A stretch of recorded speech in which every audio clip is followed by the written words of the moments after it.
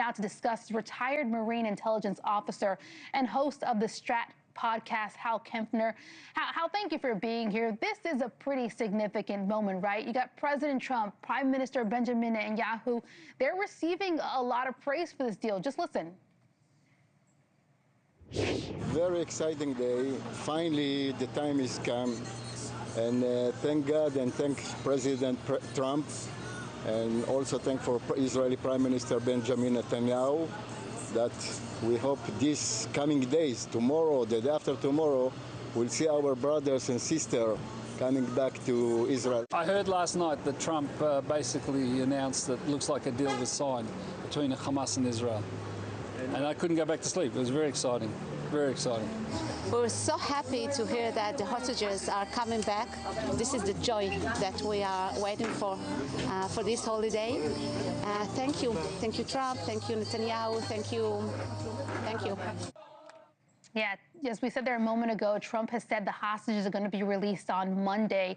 Hal, what are you expecting now that Israel is withholding the release of that kind of martyr, if you will, or could be martyr, Marwan Barghouti? Could that hurt the durability of this ceasefire agreement? Well, Lacey, I think they're using him as a kind of almost a bargaining chip, if you will. By holding him, it holds out some prospect in the future that he could be released or something like that. Certainly, they have more than enough reasons why they would want to hold him.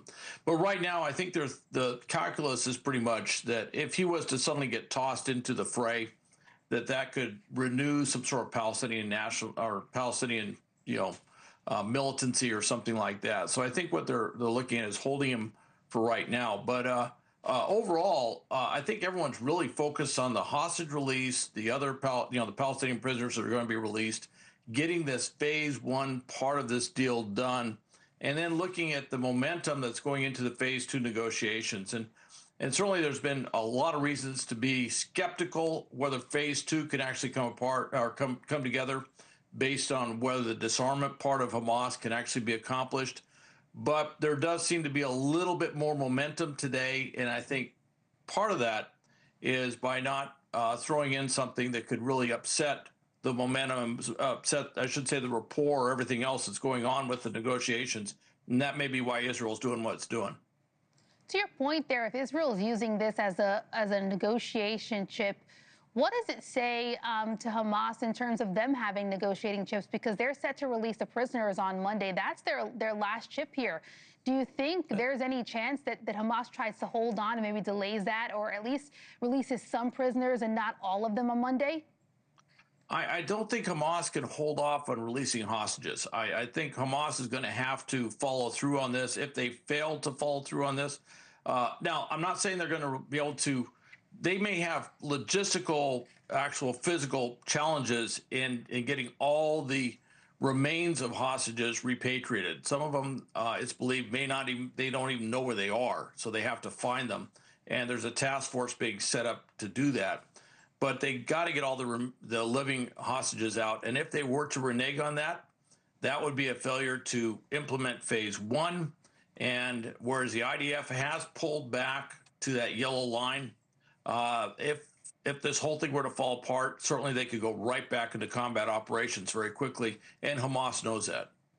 Yeah, many people in Israel, certainly the families of those 48 hostages, are hoping that doesn't happen and this moves forward, and on Monday those hostages are released. But to your point, and to the broader conversation, this peace deal is really fragile. There's 20+ points to the framework of it.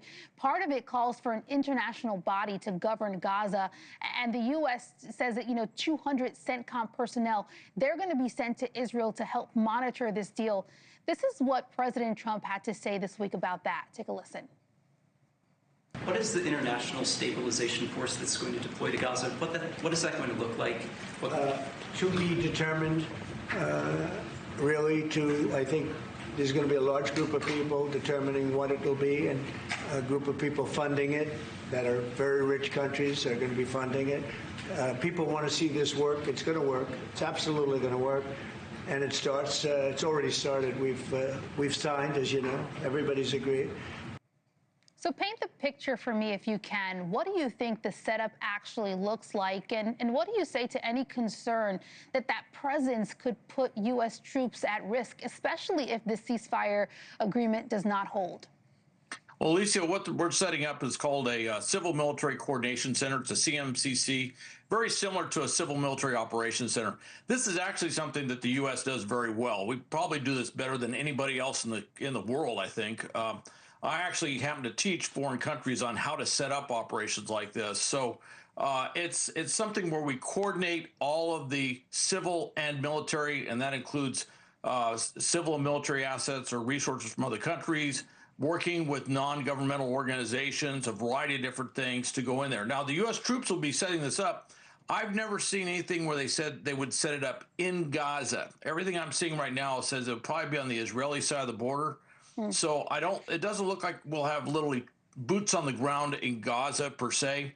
Obviously, there is always inherent risk with any military overseas deployment operation, but this one doesn't look like there's any great risk. I don't see us, other than self-defense stuff, I don't see our troops really at any sort of undue danger, if you will, from anything else. And there'll be plenty of security around. So that's what they're going to do.